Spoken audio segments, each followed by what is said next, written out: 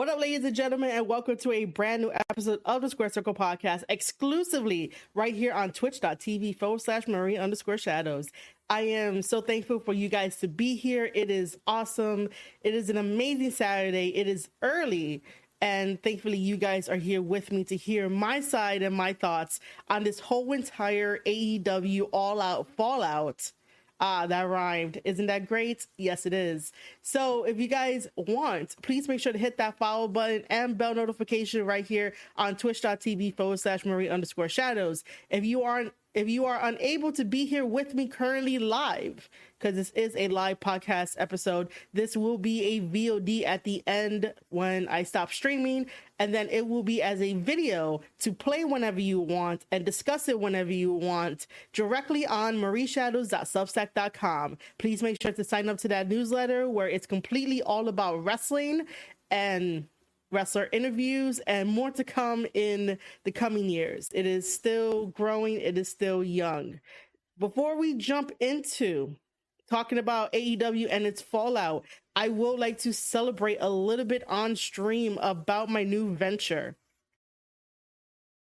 I am officially part of Goddesses of War.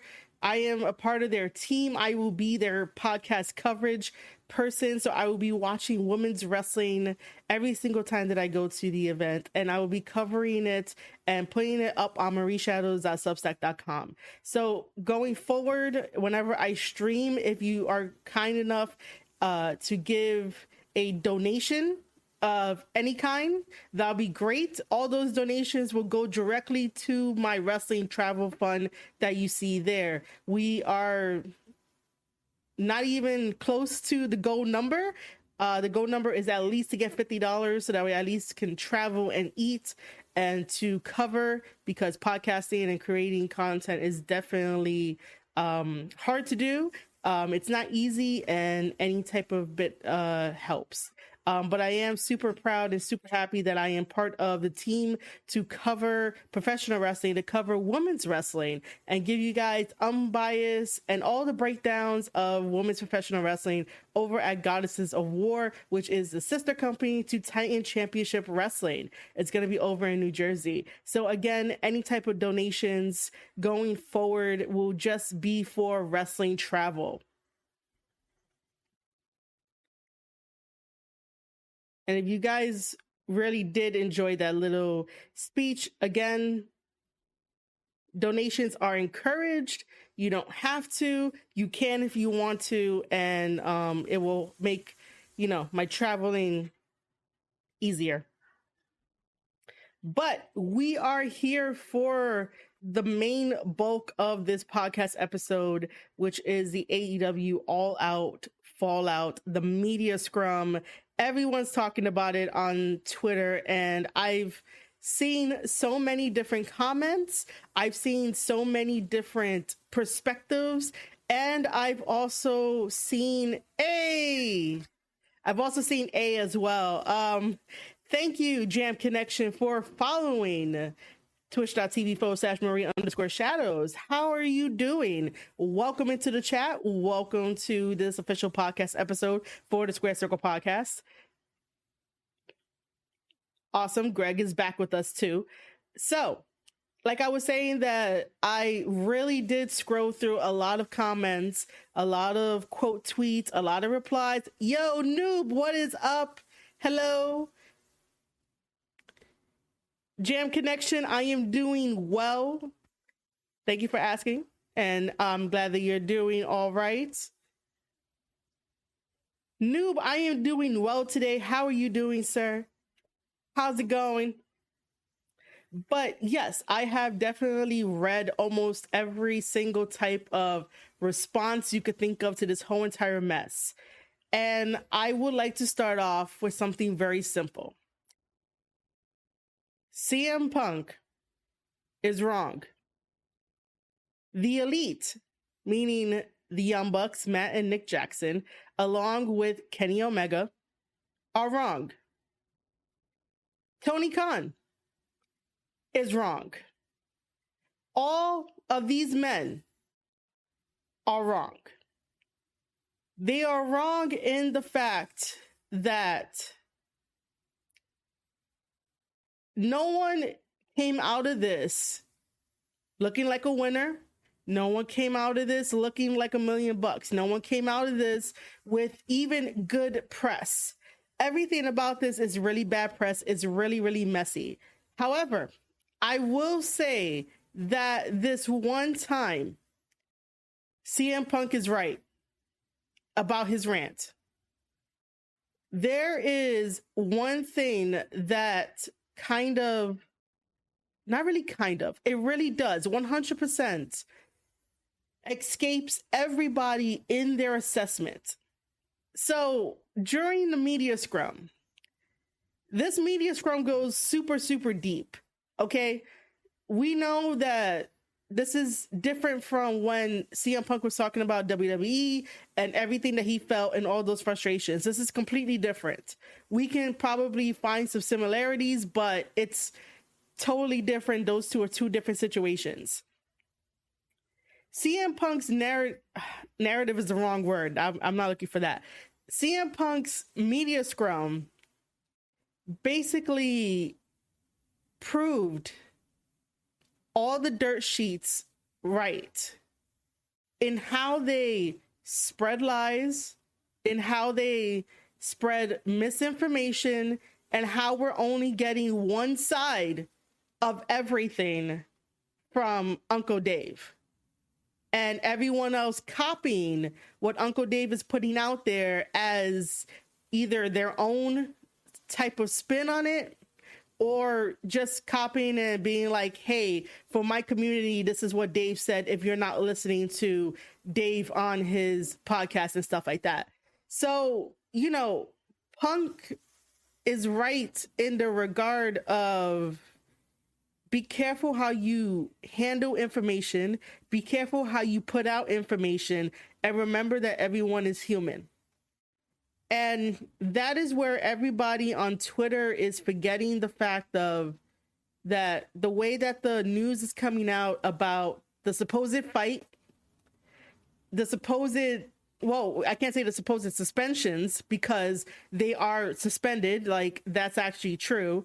But everything else that came out afterwards, getting the third-party investigation in on this, where reports saying that MJF and the lawyer Mega is part of it and all this kind of stuff. Like, it's one person controlling the narrative and maybe fluffing up, maybe putting out false narratives, maybe told to put out these narratives to, you know, further push the fact that Punk is a bad guy. Now, if you followed my channel and you followed me for a long time, I've already explained why I don't like CM Punk. And it mainly has to do with him going on Colt Cabana's podcast and him talking about, you know, his WWE days, his frustrations and all of that. And I didn't like the way he did it because it really did sound like, you know, a simple, easy fix or try to do a compromise. And he didn't do it because he didn't want to, because I guess his pride or whatever got in the way, right? This, with AEW, it's a little bit less surprising because we've known throughout years that the Young Bucks and Kenny sometimes, you know, may do things underhandedly, but, you know, they are still widely received and wildly loved. And then, yeah, so CM Punk's media scrum proves that wrestling media and wrestling journalists will create a one-side narrative to push that Punk is a bad guy. And that was the point I was trying to make. I was trying to go back to that point. I forgot what I said earlier. So yeah, if you know me and you heard what I said, I am usually on the train of fuck Punk. Oh my God, the pro wrestling show here. Oh my God. What up, dude? Also, side note. So I was on the pro wrestling show's debate and me and him were having a debate about Punk. that, like, you know, I didn't like him. I explained my reasons why I didn't like him, and we came to an understanding of like, all right, cool. She doesn't like him the same way that, like, you know, well, I mean, I don't like him, but the pro wrestling show like really, really loves Punk. But we came to an understanding, and we're still friends. And like, you know, I support what he does. He support what I does. Same thing what everyone does in the chat. So anyway, so this time around, I'm actually siding with Punk because I understand the deeper level of this media scrum. Okay, we're gonna get into the media scrum. Oh my God, Jam Connection. I don't have an animation for the bits. But thank you for giving me my first ever 10 bits. Like, nobody has ever given me bits on this channel. Anyway, so this is the one time where I'm siding with CM Punk on the fact of that he is really showing, he's allowing wrestling media to show their true colors, including Uncle Dave. Because if it wasn't for Punk calling out Uncle Dave and Brian Alvarez at that media scrum, they will not be pushing this narrative so hard that he is a bad guy. Like, yeah, Jam Connection, I've never gotten bits. I've gotten donations and Twitch subs, but I never gotten any bits. But thank you for that. So, you know, the point that I really wanted to really say is that CM Punk is basically letting the journalists shoot themselves in the foot by exposing all this stuff.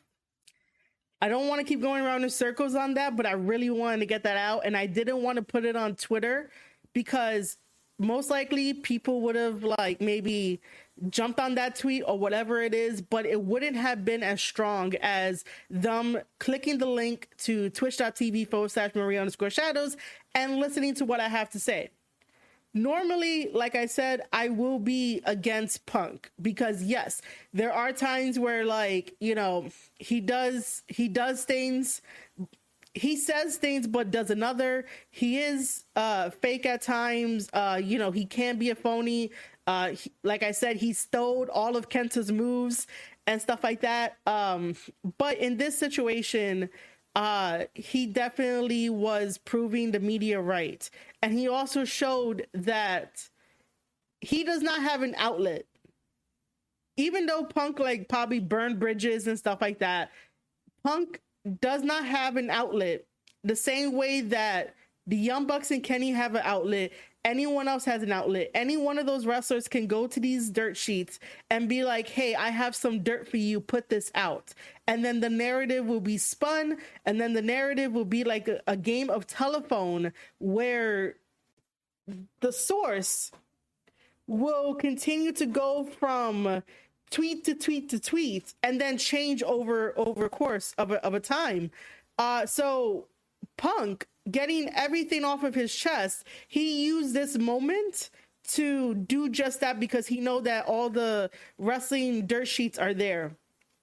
Now, for Uncle Dave to say that his media scrum rant was thought out beforehand, was practiced beforehand, was predetermined, and then to also put out another report later, a couple days later, what feels like a week, to put out a report to say that, somebody told him 2 weeks before, CM Punk said that, this is going to be a surprise media scrum, or like, you know,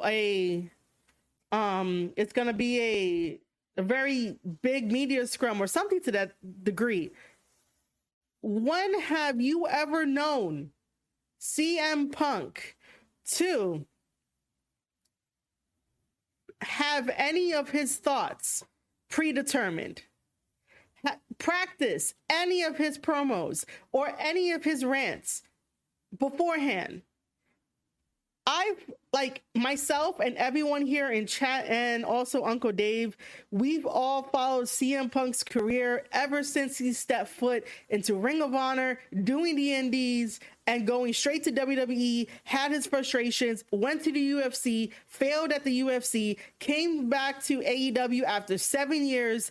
Like, we've all followed his career. None of his rants, anything he had to say, I can tell you for a fact that none of that shit is predetermined. None of that shit is practiced beforehand. Like, to say that definitely would mean that everybody is writing a script for CM Punk. The only thing that we know for sure is that when he was at WWE, those scripts are those scripts are scripted, so you have to sometimes remember them and go with the flow, right? So this here at a media scrums are not scripted. The only reason why Uncle Dave would say that is because Uncle Dave is rattled by CM Punk. And he didn't even call him out that bad. Sure, he said to his co-host Alvarez that he's still upset with him. That's a very human thing to feel. That's a very human thing to do. If you are upset with somebody, you let them know that, hey, I'm upset with you. I didn't like what you did. Back at this day, at this time, X, Y, and Z, like, those are really human emotions. The wrestling dirt sheets act like, no one is allowed to feel anger towards them. No one is allowed to have any feelings except them.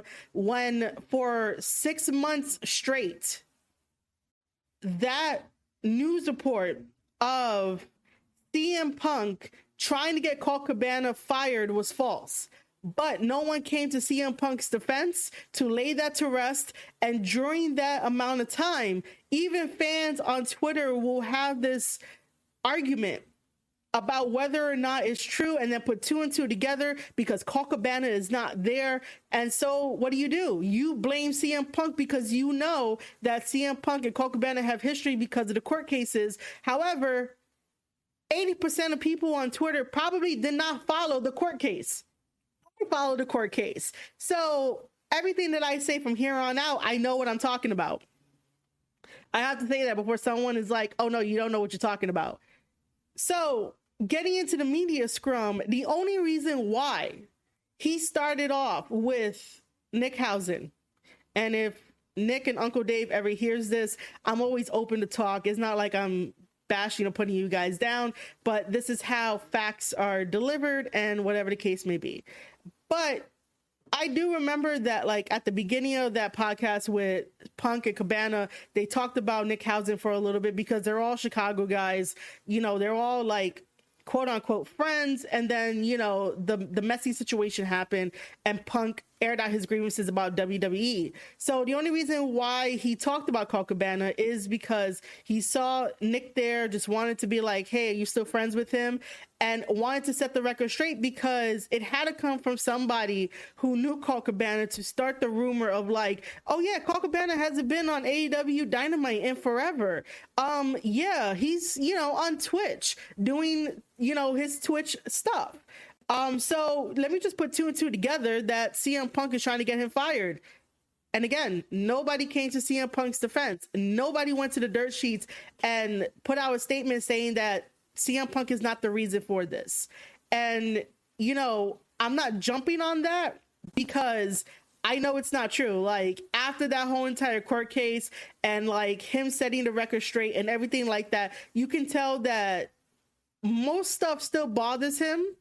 But at the end of the day, he wants nothing to do with him. The only reason why he brought it up is because everybody, the dirt sheets and the Twitter stands and everyone else in the Twitter world was pushing that narrative. And even at live events, chanting for Colt Cabana and stuff like that, it gets to people.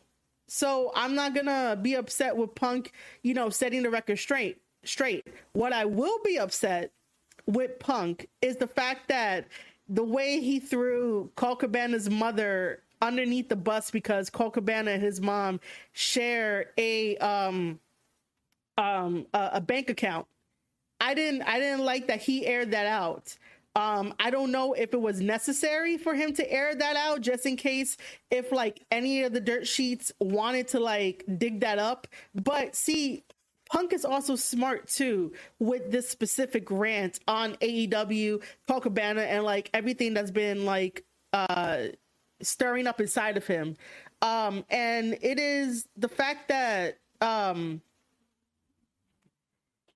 he said everything the way he said, so that way the dirt sheets don't get it into their mind that hey Omega, what's up? Thank you for following the channel.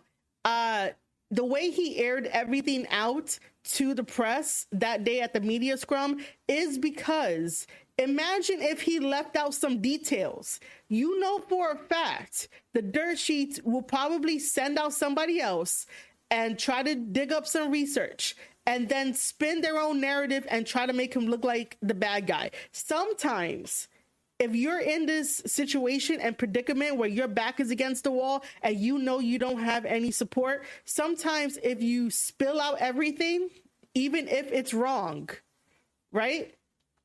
Even if it's wrong the way you do it because you don't want no one digging up the dirt and having a field day with the words that they choose. You guys remember the phrase of that words matter, right? Words 100% matter. And the way that people write their words in the dirt sheets and everything else matters. The way that you phrase things matters. So CM Punk took it upon himself to make sure that the dirt sheets don't get it into their mind to go and dig up more dirt and stir up more shit, because they're not going to come back and they're not going to say, I'm sorry. They're not going to come back and say, oh, we were wrong for this, you know? So as much as I did not like that CM Punk had to go and say that Colt Cabana shares a bank account with his mother, because quite frankly, that is no one's business.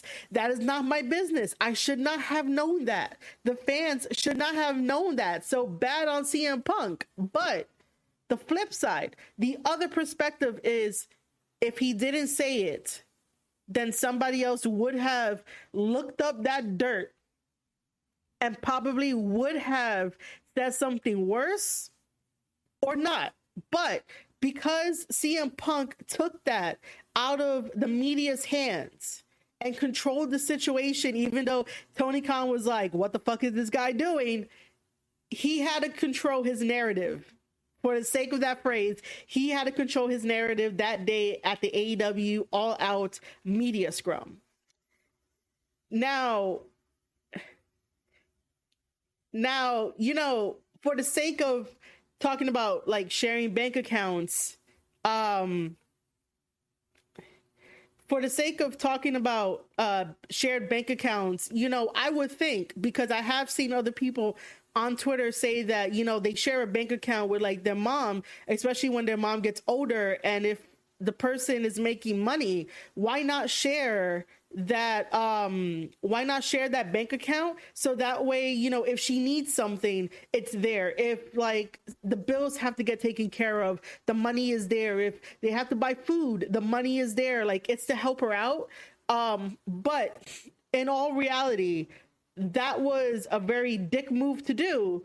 But you also have to remember that the flip side of this is that you know, if he didn't say it, the dirt sheets were going to go, and the dirt sheets were going to go look it up, and the dirt sheets might have said something worse. So again, CM Punk was definitely taking his own control over his own narrative, over his own story, and definitely letting the people know that, like, you know, everything is controlled. We see this now. We see it all on Twitter with all these different reports. Like, after this media scrum, well, I'm sorry, after his media scrum, the fight broke out. What? You're telling me that the Elite couldn't wait a day? That no one could have waited a day to be like, all right, he's upset, you know, let's have a meeting tomorrow, or maybe the next day when cooler minds and cooler thoughts and cooler heads prevail, so that way a fight won't break out? you know, sometimes we do things in the heat of the moment. And because a supposed fight broke out, and it's only one person talking about this fight, which is Uncle Dave, which is like, this is how you know Punk was right about people feeding wrestling media, you know, all of that. It's just that, like, how do you, after you win the trios titles, after All Out, you go and decide to poke the bear that is CM Punk, who's already upset, who's already frustrated, and want to continue to have this conversation? You should know better and be like, all right, he's angry, you know, let me think about the stuff that he said, maybe there's some truth to it. But no, apparently, you know, someone barged into the door. Apparently, you know, a chair was thrown, which, by the way, is very reminiscent of that time of the Bullet Club Civil War between Cody and Kenny Omega. And it's like, why does everything have to feel like a fucking joke? Everything has to feel like a skit when it comes to AEW. Like, I really want to love AEW. I want to love it again. I want to be, you know, on cloud nine again with AEW and really preach to everybody out there that it is the alternative to WWE. But if we're throwing chairs, biting people, trying to save a dog, putting people in black eyes, like, everybody involved is wrong. There is no coming back from that, because then it looks really bad on the company. It looks really bad on, you know, who's there and what's happening. Like, there's no leadership. And I've been saying this for a while, that once you get on national television where people can tune in and watch, you're gonna have to step it up. You know, you're gonna have to really be a company. However, this is why AEW has not become a corporate company yet. Because like I said before, if you are an LLC, you are a limited liability company. That means that you could get away with a lot of loopholes. You could get away with a lot of shit because you don't have to tell the public everything. You can control what the public knows. You can control what the public hears because you are an LLC. You can't do that if you're WWE. WWE has to tell us everything because they're corporate. They're a corporation. Even though that didn't sound right, but yeah, because they are a corporation, they do have to tell us everything. Even though, like, there's still some, like, you know, who threw the pie in Kevin Owens' face? We still don't know that. Or, you know, we still don't know the actual true story of what led Sasha and Naomi to leave WWE and drop the tag team titles. You know, we didn't get the full story on that. However, for most businesses, you are supposed to, you know, if you're a corporation, you're supposed to tell us, like, the truth. AEW, like I said, can get away with not telling us the full story. They can get away with, you know, telling us what we should hear. They can get away with telling us who to hate. They could get away with telling us who to cheer. They could get away with a lot of stuff because, like, Roundtable here in my chat says, you know, because they are a publicly traded company, which he's referring to WWE as to why they have to tell us stuff. AEW is still an LLC. What I really don't like is that AEW, for any situation that happens, they have to get a third party. They have to get a third party investigation firm. Sir, why are you getting a third-party investigation firm? I can understand that, like, you know, the cops probably wasn't called, so, like, charges weren't pressed. So, cool, I understand that. However, you know, this is, like, the equivalent to high schoolers or middle schoolers fighting in school. And then the teacher is like, you two are going to the principal's office. And the principal, you know, basically brings down the band hammer and tells you, like, what you did wrong. Like, this could have been settled at, like, a round table in catering to be like, look, we got to get this all out. Obviously, Punk has some frustrations. Obviously, TK hasn't really been listening, even though during that media scrum, he says he likes to please people and he will lend an ear and like make you a drink. But it seems like he hasn't really been doing that to like any of his employees. When his employees say that, oh, he's very easy to talk to, he's very easy to try to get a hold of sometimes, like, it's the thing of, why do you always need a third party investigation firm or whatever it is to do this and get video testimonies? We're just going to do a he said she said thing, like, it's going to be very awkward. Like, why would you do that? Like, the people who are present will tell you their side of the story, but then again, it's going to be like, what, 3 against 1? You do have Ace Steel there, but like, at this point, it's like, who are you going to believe, I do think that the right decision was when AEW Dynamite happened and, they stripped everybody. You can't continue a company or a show when something this big happens. You just really can't do that. Because then that sets a really bad taste in everyone's mouth. And then people will start to question of like, is this really the place that you want to be at? It's just one of those tricky situations. And Punk is really the only one that does have the balls to air out his grievances, and he has the balls to really like tell people what it is, even if they don't really want to hear it. But again, everybody over on Twitter is missing the big point of that he just exposed how butthurt the wrestling media journalists get. And this is why, for my content, I basically love talking about kayfabe. I love putting wrestlers over and further their character, their story, because that is what gets them over. That is what makes them money. And in turn, like, should make me money as well, too. Just because I'm here putting out a service where I talk about this stuff and talk about the wrestler and tell you why you should be like invested in them. It takes a lot of like work for that. But that's neither here nor there. But then again, this is why I like to just deal in watching wrestling with you guys, listening to podcast episodes, just giving my thoughts on it. This whole drama of the he said, she said bullshit thing, like, it's really stupid. However, it is an important learning event of what not to do with a company. You can't be a people pleaser, and you should have been a boss. You can't be everyone's friend.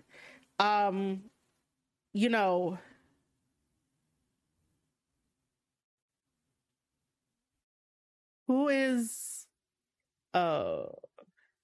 yeah. Yeah. So everybody that knows me, I'm going to say this again. Everyone that knows me, they're all here in chat. And like, if you're there lurking, you probably know me too. I would be the first person to say, fuck Punk, and like explain why he's a piece of shit. He's still a piece of shit. But in this regard, I actually had to really take a step back, really listen to stuff, really read stuff, and like watch it again and really understand that this wasn't him trying to shoot down AEW the same way that he shot down WWE. Because with WWE, there was a lot more factors that I got upset with personally. With AEW, it's everything that I've been saying and more. It's just that with him, like I said, he doesn't have an outlet, so this was his time to shine. Did he deliver his rant in the most elegant way? No, because CM Punk is going to be CM Punk. And I've accepted that, even though, like, I still say fuck CM Punk. But I will always if someone is able to help change my perspective on something, and it could be like maybe like a 1 to 2% chance of that happening, like how this happened, then sure, I will defend for the right reasons. However, everything else doesn't get excused. But if I can understand the point he was trying to make, because this is not black or white. This is in a gray area where he's right and where he's wrong. And it comes together and it's like in this gray area of like, okay, I understand your point. I get what you're trying to say, especially the stuff about Hangman. I totally get that about Hangman. Like, I have to agree with Punk that, like, what has Hangman ever done?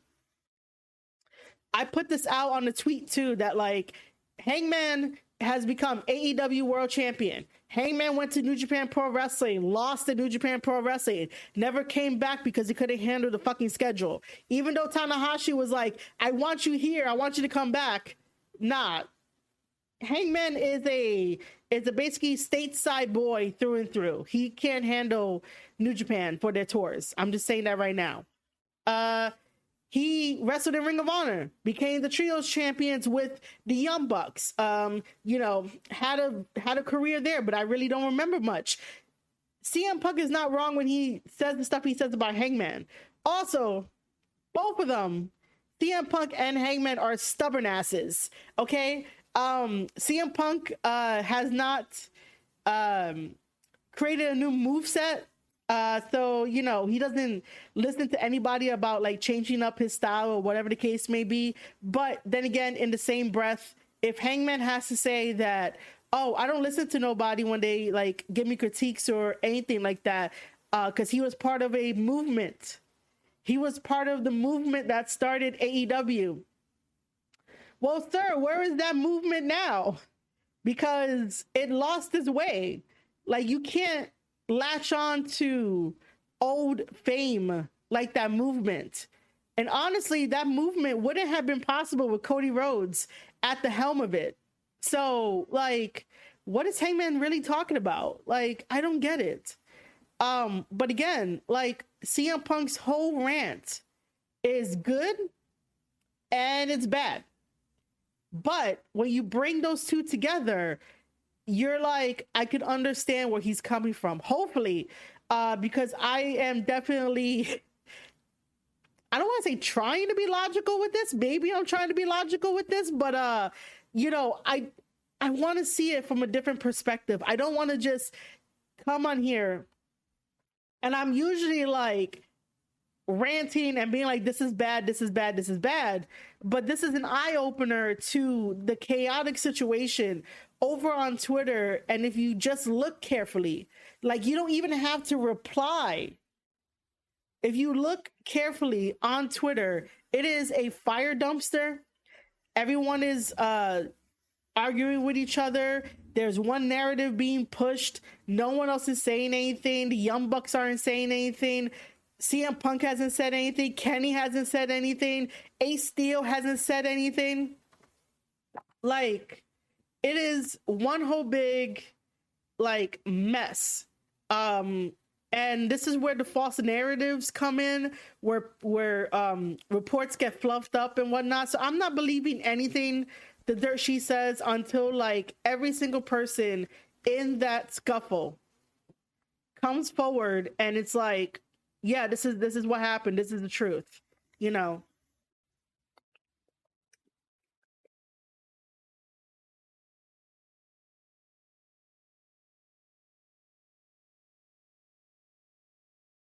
Punk will always be wrong for a lot of things, but if I can find some truth to his rants, then I will tell you why they're truth.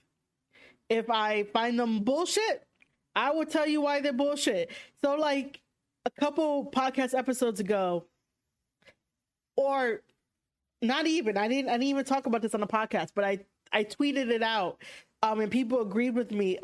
His promo with Moxley and his promo about him talking about his foot in Chicago and how he had to get surgery and all this kind of stuff. Whoa, excuse me.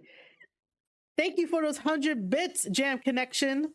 I appreciate it. I thought that was a bullshit story of him getting all those screws and the plates in his foot. But then when he talked about it again on the media scrum, I was like, all right, I will believe you this time about your foot injury. Oh, and by the way, how does Uncle Dave, the person who's been pushing the narrative of, start to hate CM Punk now, bandwagon, how does he know that CM Punk had a successful surgery? Unless he's on like CM Punk's IG and being like, oh, look at that. He posted a picture of himself after surgery, which I don't know, because I'm not stalking these guys' IGs. Like there's way better content you could be creating rather than fucking stalking wrestlers, by the way. But yeah, like for someone who's pushing the narrative to have fans hate CM Punk and turn on him, to say, oh, he has successful tricep surgery. Sir, you were just letting us know that he done all this shit and that you didn't approve of it. But now you're like, oh, let me put out this news of he has successful tricep surgery. I don't know why you guys pay him $13 a month. I'm just gonna be honest. And this isn't me trying to get like sympathy subs for marieshadows.substack.com.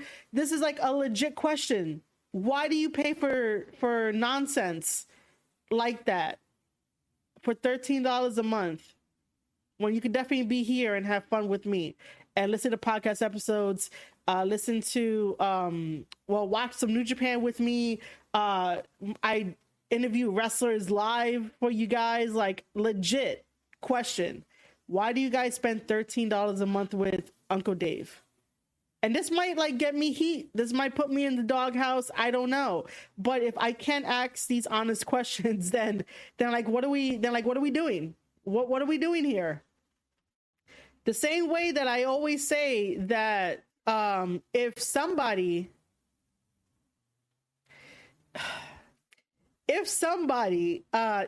doesn't like what I have to say, I am more than happy for you to come on this show or for me to go on your show and we could talk it out, because I like hearing different perspectives and stuff like that. I don't know if the Pro Wrestling Show is still in the chat, but that's exactly how like we became friends to like support each other. Even though he loves CM Punk and I hated him, I still hate him. But we became friends and we had different perspectives, and I respect what he had to tell me and he respected what I had to tell him and stuff like that. So yeah, I'm just wondering, like, if I can't be honest and want to know how you pay for things or why you pay for certain things that are like half lies, half truths, and just really bad drama, let me know. Yeah, Roundtable is definitely right. He says, that's why I have you on the Roundtable. I love your opinions. Thank you. And then I'm not sure if Omega Bangs is in here. So I switched over to my Twitter account. Bro, what New York accent do I have? How is my New York accent thick, man? Like, let me know in chat if you're still here.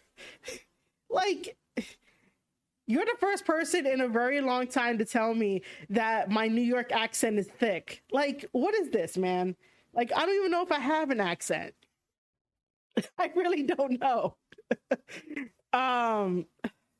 Even Roundtable says that I have an accent. Man. So I know that I missed a lot. I missed a lot of comments in chat.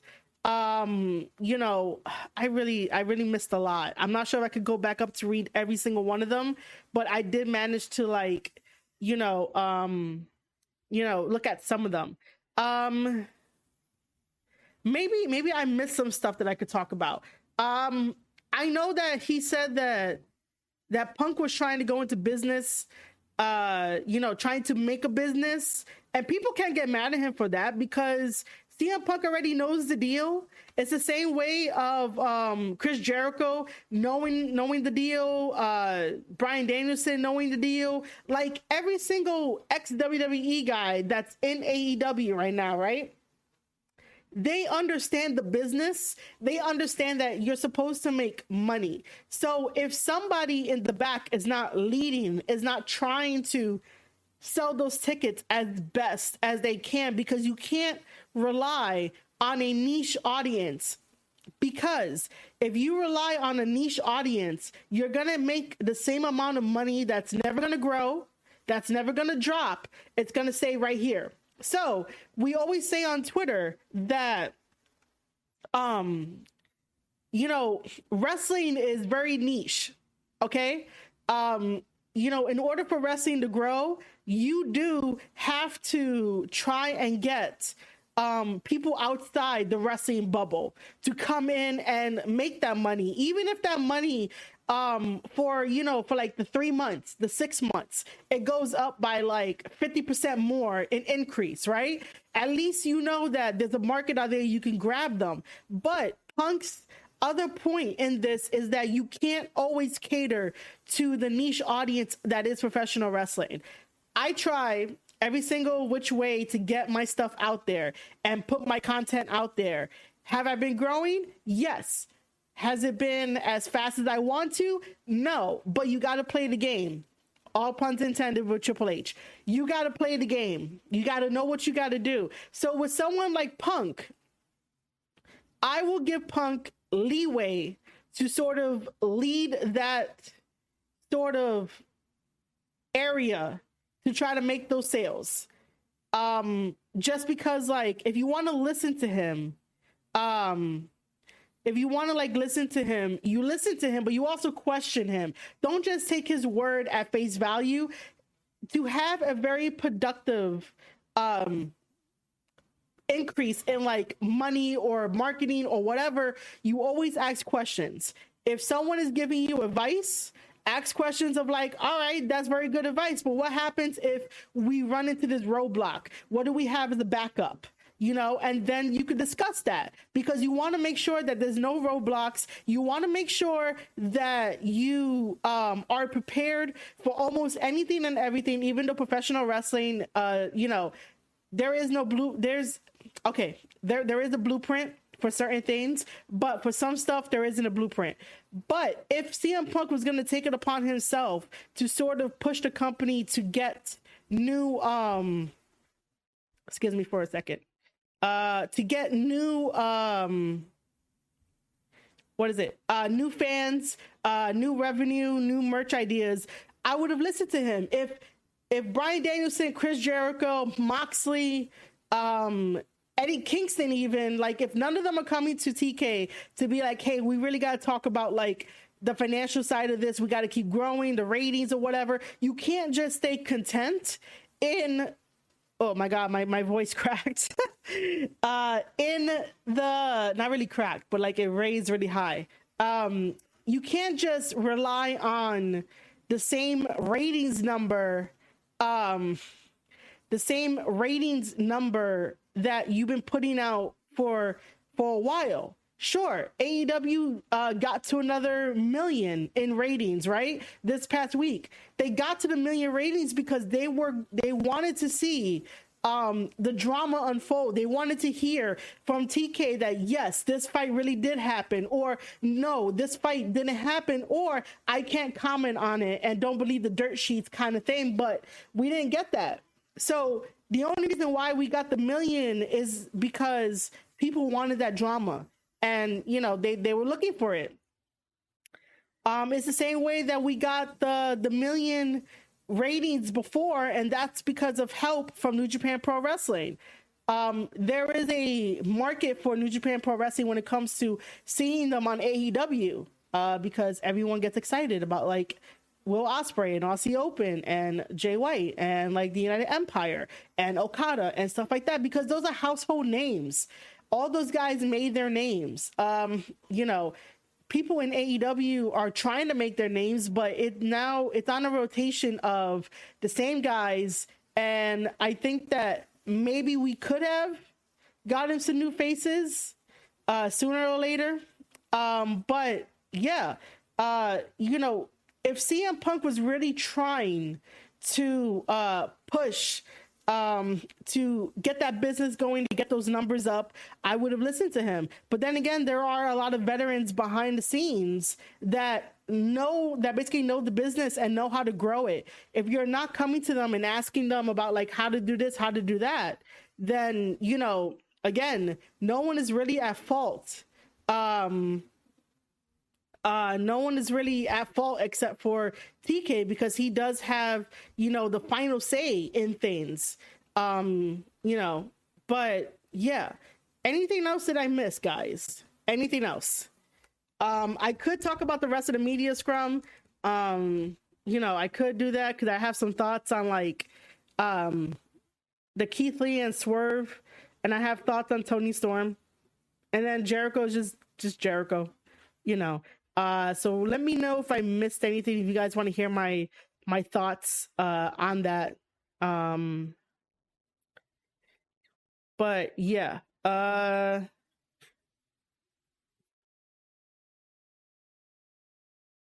pop-out chat is like the worst sometimes.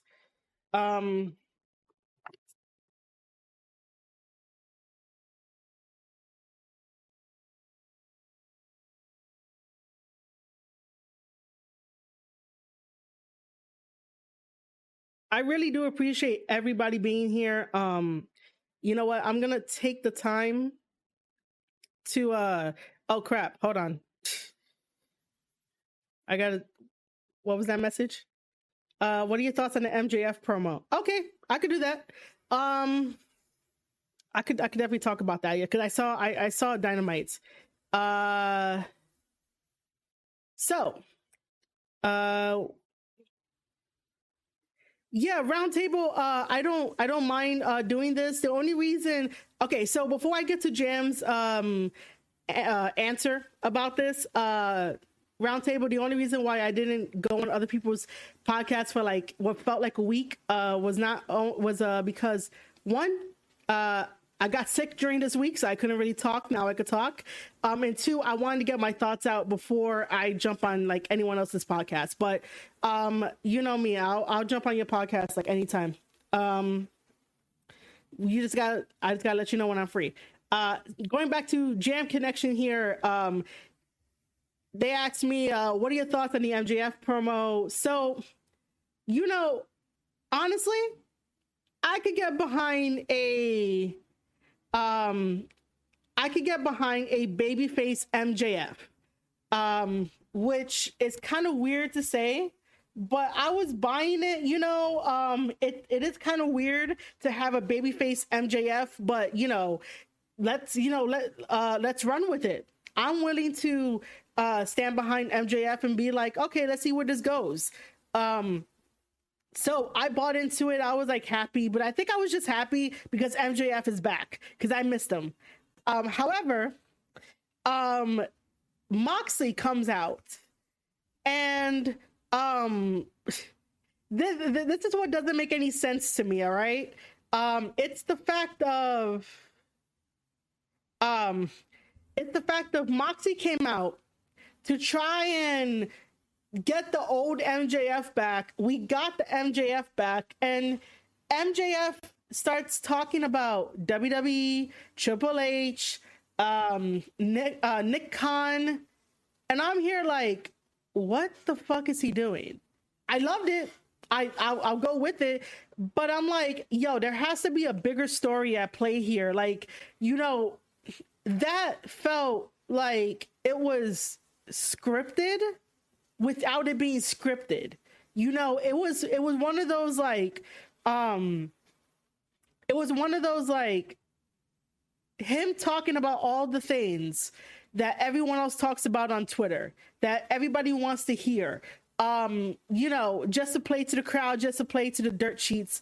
It didn't really feel like, you know, he was serious about it, but I do think that in the near future, after his contract is done and stuff like that, that if WWE gives MJF a call, that he will go over to WWE And I would like to see MJF in WWE and see how Triple H handles him. And then, you know, Moxie has nothing interesting to say after MJF's promo. And by the way, speaking of Jon Moxley, Moxley is such a hit or miss for me. I'm always gonna say that he's a hit or miss for me, man. That promo, of course, Jam. I'm always here to interact and answer everyone's like questions. So don't worry. I appreciate you being here anyway and giving me bits.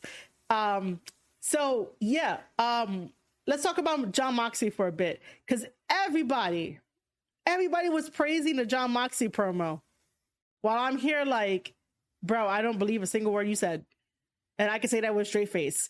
Like, I don't believe a single word he says. If they wanted a John Cena, they could have called John Cena. Jon Moxley is becoming the John Cena of AEW, where he puts AEW on his back. But to me, it's like there's like this disconnect for me to really like get on the bandwagon for Jon Moxley. I don't vibe with him. And I don't really take any of his promos seriously. Not one of his promos was like, oh my God, it was really good. This one, I was just like, man, I understand we need leadership. I understand we need that. But like, you know, words are words. Actions mean a lot more to me than words. Unless like I'm making a promise to you and I say I give you my word, that's something different. But words are words. If you have to say that, oh, we need leadership, we need this, we need that, then why are you not showing it? You know, there's other people that could have stepped up other than Moxley to make sure that AEW does well in this whole entire debacle of a media press and stuff, you know? Jam Connection says, I think the hype for Moxley has completely gone. Certainly seems same old things. He says, yeah, dude, yeah.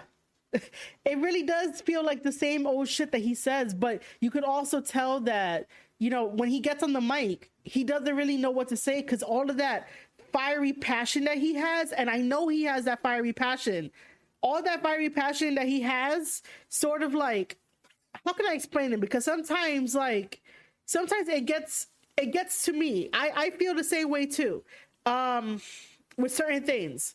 How can I explain it?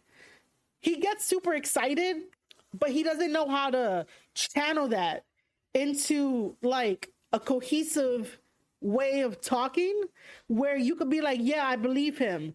It's like when John Cena talks and he's very grateful and humble, I know that he's not full of shit. When Jon Moxley tries to do it and tries to like rally the troops, I'm like, I don't know if I want to follow this guy into battle. Like, I'm not sure. But he does have that passion that's there. It's just that when he articulates, it just doesn't come out to where how it should come out, you know.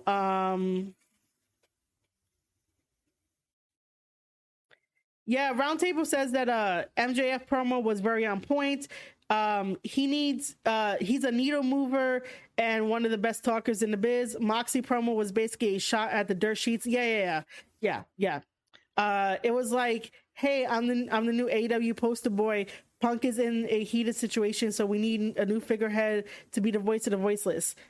Yeah, we could say that. But yeah, man, like, you know, this whole situation, like, I understand that Moxley decided not to take his vacation to help, you know, put AEW on his back. But this is when you start building the hungry guys in AEW, the ones you signed in day one, the ones you signed at like the third month. You know, you don't just put it on the same guys over and over and then get mad at us when we're like, yo, AEW is just WWE with all these ex-WWE guys. You know, like, Ricky Starks could have, you know, pushed his way in. Powerhouse Hobbs could have done the same thing. I'm not counting Darby or Sammy. Those two, like, no. You know, anyone else could have pushed a new era of AEW. And like, Jam Connection, one thing we don't do here is talk about Daniel Garcia. I have him blocked and I have a story. That's about it. But you guys can definitely comment, but I'm just saying that we don't really talk about him here. He needs to get a personality. He really does. Yuta, I can get behind now. By the way, they have to change Wheeler Yuta's theme song. It is so anime-ish that I'm like, bro, this doesn't work for him. Like every time Wheeler Yuta's theme song comes on, I'm like, Jay White, because it has the fucking sword like slashing thing, and I'm like, man, who did his theme song? By the way, AEW theme songs suck. I'm just throwing that out there. You know, actually push Wardlow. By the way, we should talk about Wardlow. You know, Wardlow would succeed if he really cherished that TNT championship title, because he said he wanted the world title. He like tanked his momentum. He did it to himself. And then he realizes that he did it to himself, cut a promo after doing the powerbomb of symphonies to Tony Nese. Hey, Tony Nese, how's the jobbing going? Because you went from 205 Live to jobbing at AEW. So how's that going, man? I feel so bad for you. I really do. But yeah, Wardlow cuts, this promo basically at the dirt sheets, basically at Twitter. But it's like, bro, if you never told the world that you want that AEW championship title because that was stolen from you, you would, like, you'll be probably the best TNT champion there is because you'll be a monster. But all you do is the powerbomb of symphonies, and then you have women gawking at you, drooling over you, being like, yeah, the powerbomb of symphonies is the best thing ever. I need to see more from a big man. And, you know, in wrestling, having a physique is everything. And yeah, I will say on this channel that, this person looks hot, that person looks hot, whether it's male, female, if they look hot, they're going to get a compliment from me. However, I will be here and tell you why they are good at what they do, what their story is, what their character is, break down their matches. I will let you know that they are more than what their physical body is. So Wardlow realizes that people are not taking to him.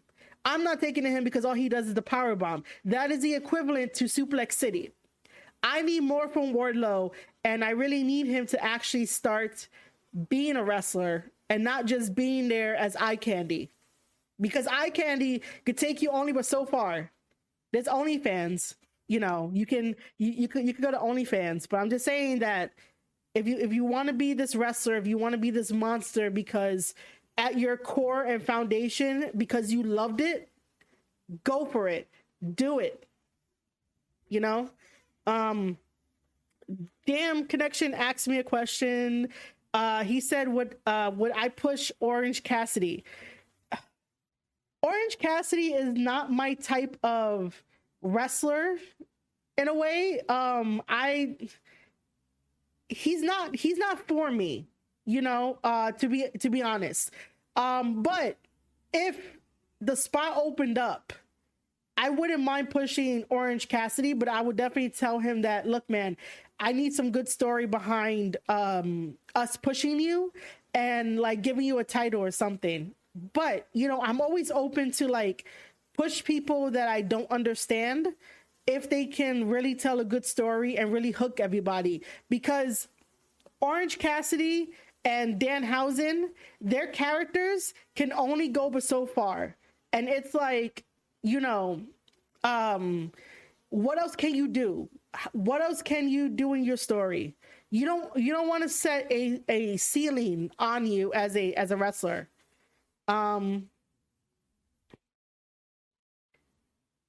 Roundtable says, what do you think? Hold on, what? What do you think about the ROH integration with the spotlights on the titles? I mean, I don't mind it. As long as you're reminding people that Ring of Honor has like championship titles, I'm all good.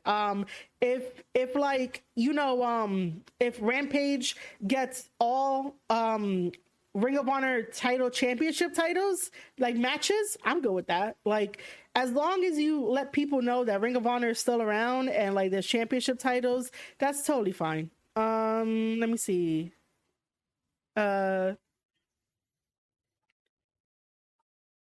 Yeah, I totally agree with that roundtable. Totally agree with that. Crazy to me how people go Brock Lesnar wrestles bland as hell, only do suplexes, and Wardlow is one of them. Yeah, I mentioned that. So roundtable brings up a very good point, which I brought up in my last podcast episode, where roundtable says, I think a lot of these guys should stop worrying about the dirt sheets and Twitter shoutouts and work on their product as a whole. I've said this before, that like the only way AEW stays afloat is by doing stories from Twitter. Now, for someone like me, who is a podcaster, wrestling content creator, I have to use Twitter in order to get, my following up, to get fans to come in, chat with me in this live chat and do everything like that. So I have a business to do. However, if AEW actually had writers and actually talk to the wrestlers and be like, what kind of story do you want to tell? And let's put that into action without any help from the Twitter universe, then they will be so much more successful. Why do you think WWE has a PR system in place and talent relations in place when it comes to like online media and stuff, and like they don't have to worry about anything, and their craft in the ring gets way better? AEW's craft in the ring has not really improved unless you bring in star names like Ospreay. Orange Cassidy is a good one too to talk about with this situation. They're guys there that like know what they're doing, but they focus so much on Twitter that it's like, do you have to get your stories from there? Like, can you think of like what story you want to tell that comes from the heart, that let people know this is the wrestler I want to be and this is why you should follow me, and vice versa. That's how you get fans, yes. So those are my thoughts on that. I have no idea how much time we're in. Oh, an hour and 35, give or take, for this one. No, I need my internet to go back up. Oh, good job, OBS. Okay, they're probably gonna hear that too after I'm done editing this video. But yeah.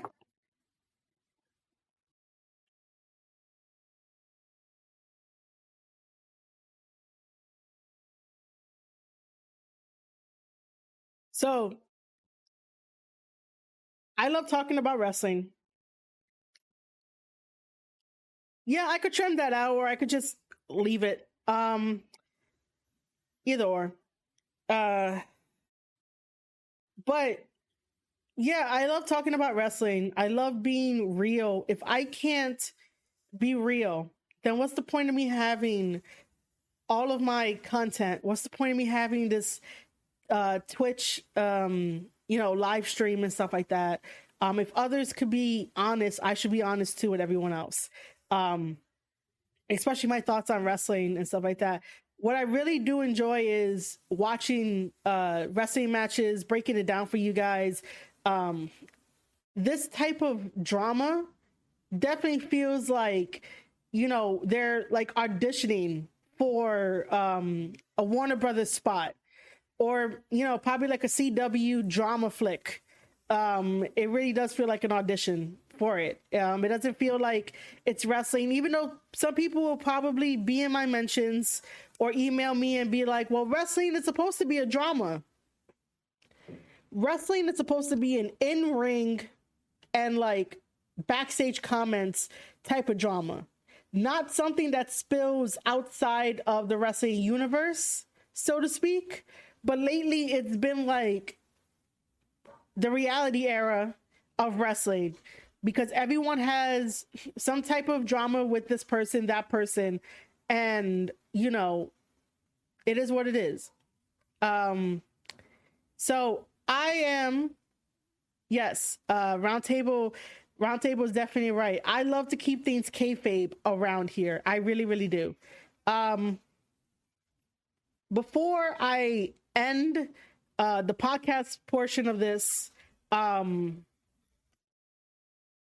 yeah, there's definitely none. Before I end the podcast portion of this, I do want to show you guys what I have been working on, you know, behind the scenes and stuff like that. Just get my content out there and stuff. So we are going to just quickly switch over to...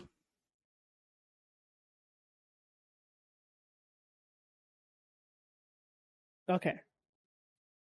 So this is my newsletter.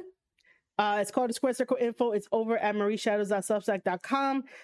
So this is my new interview here with Shotgun Adams. It is 48 minutes. We talk about his career in pro wrestling, him training at T2T, which is Technique 2 Training. They're over here in Brooklyn. You know, his behind the name of Urban Mercenary and how he got Shotgun. Over here is my interview with Bodega Boy, Jared Diaz. You should check that out. This one was fun to do. Me and him have something in common. We both worked at WWE, so you know, don't miss out on that story. Over here is definitely everything that like I have about like everything wrong with Mox and Punk before this whole situation. I talk about Will Ospreay and Kenny Omega here and list off all of the matches which are diverse that Will Ospreay has against Kenny Omega.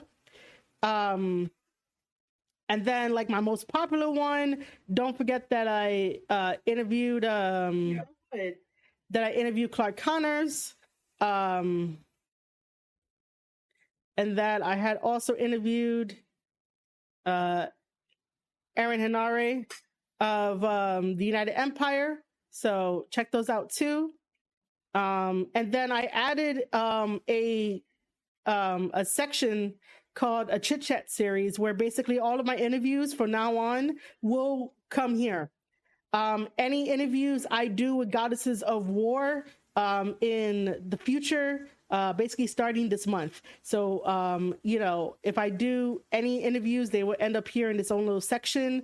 Like I said, it is free to sign up. There are free and paid options. I try my best to be as, I guess, transparent as I can be, as, you know, I try to be as transparent as I can when it comes to going paid. This is a one-woman job.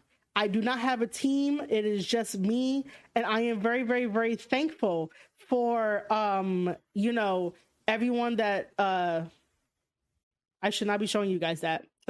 I am very thankful for, you know, everyone that has subscribed and everything like that and are my readers. I did see Roundtable's shout out to me saying that it's pure fire. I appreciate that, dude. I really, really do. Because sometimes I don't think that the stuff I produce is pure fire. You know, so for everyone that is watching this video on replay or watching it directly on marieshadows.substack.com, make sure to, you know, leave a comment and definitely leave a heart on anything at marieshadows.substack.com. And yeah, I really do appreciate you guys being here. So what I'm going to do is put this one back on. so that way I can look at chat, because I know chat is going off right now. Yeah. I appreciate that, Roundtable, and I will always be honest with you. Thanks for loving my work. I appreciate that. So, with all of that, Ronan, I appreciate that, dude. I appreciate the "you deserve it" chants, and I appreciate Jam Connection sending me 100 bits. Bro, you are the first person to send me bits, like I said. So thank you for having me experience that. I appreciate it so much. Because everyone else is either like gifting me subs or sending me donos so I can get to Jersey like next week. So yeah, I appreciate it so much. So with that being said, ladies and gentlemen, this is the end of the podcast episode of the Square Circle Podcast, talking about truth and false narratives, the whole entire AEW media scrum fallout. I appreciate every single person that was here in chat talking with me. I'm making new connections, making new friends. And if you are not here at twitch.tv/Marie_shadows, then you're missing out. However, if you want to sign up to marieshadows.substack.com, to where you can watch the video on replay, but being here live is a different experience, and everyone can attest to that. With that being said, I do love you guys. Make sure to like, subscribe, everything else. Tell a friend. Make sure they come in here next time. And next time, we are definitely going to be watching some podcast episodes and watching some wrestling. So with that being said, I will be right back. Or I love you guys.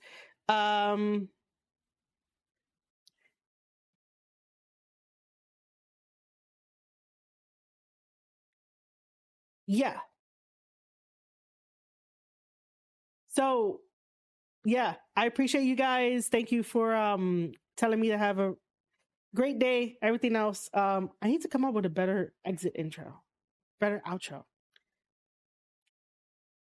Anyway, if you guys want to know, I will be on Front Row Materials podcast later on tonight to talk with them. So this is why I am ending the stream for this part early. But tomorrow, come right back here. We'll listen to some podcast episodes. We'll watch some wrestling. We'll have some fun on a Sunday. And I am going to play us out to some music while, my stream ends. But again, follow twitch.tv/Marie_shadows. Follow me on Twitter @Marie_shadows. And also make sure to sign up. The link is in the chat, marieshadows.substack.com. I appreciate every single one of you guys. I love you guys. And now let's play out to some music.